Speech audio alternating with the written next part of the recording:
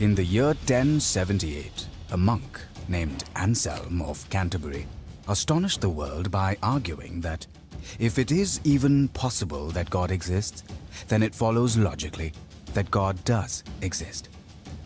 Anselm's argument came to be called the Ontological argument, and it has sharply divided philosophers ever since.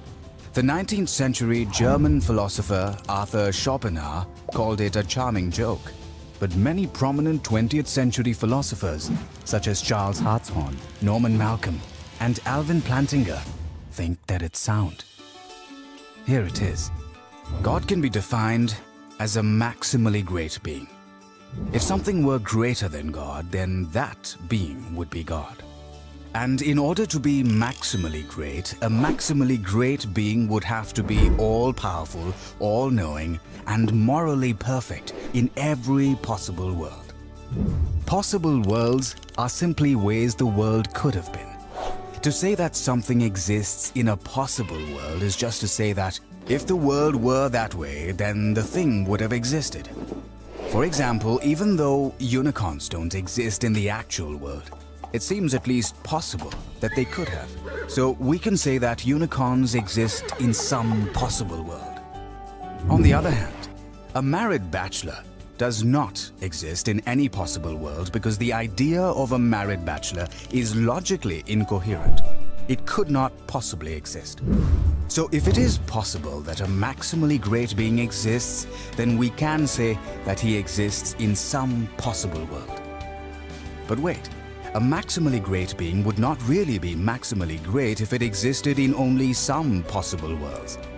To be maximally great, it has to be all-powerful, all-knowing, and morally perfect in every possible world.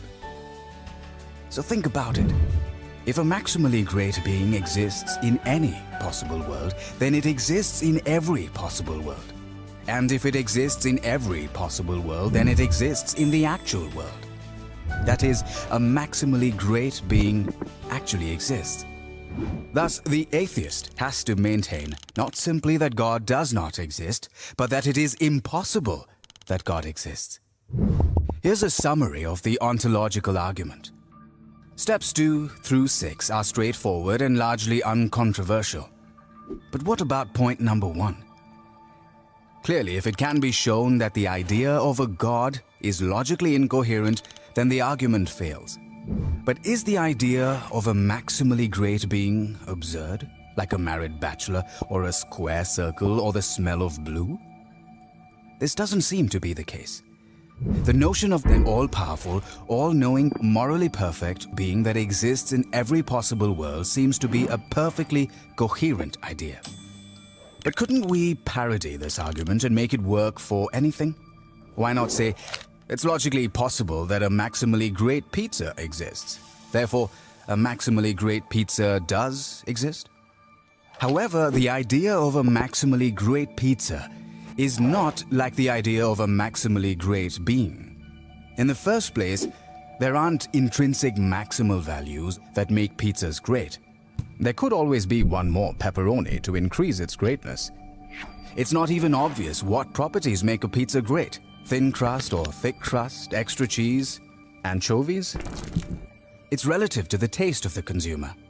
In the second place, a maximally great pizza would have to exist in every logical possible world.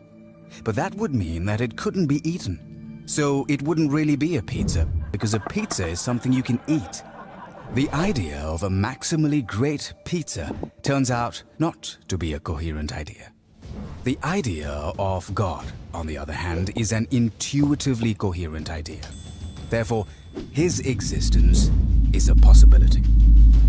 And the ontological argument shows that if God possibly exists, then God actually exists.